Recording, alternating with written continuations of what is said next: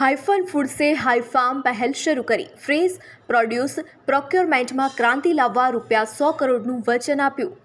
Mehsana Gujarat 29 March 2024 ભારતમાં process શાકભાજી અને ફળોના લાર્જેસ્ટ એક્સપોર્ટર હાઈફન ફૂડ્સે આજે તેના નવીનતમ સાહસ હાઈફાર્મનું અનાવરણ કર્યું।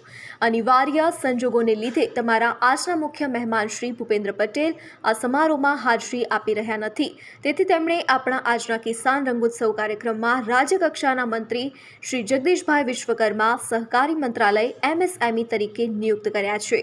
હરેશ કરમચંદાણી હાઈફન ફૂડ્સના MD અને CEO #હાઈફાર્મ પહેલ માટે તેમનો ઉત્સાહ વ્યક્ત કર્યો। હાઈફન ફૂડ્સ ખાતે અમે ભાગીદારી અને સહયોગની શક્તિમાં વિશ્વાસ કરીએ છીએ।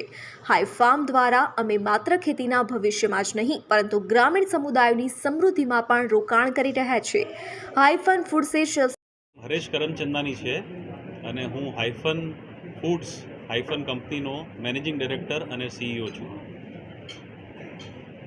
સર, ગંજ બજારથી આપ આજે આ જગ્યા ઉપર છો, કેવું પ્રાઉડ કરો છો?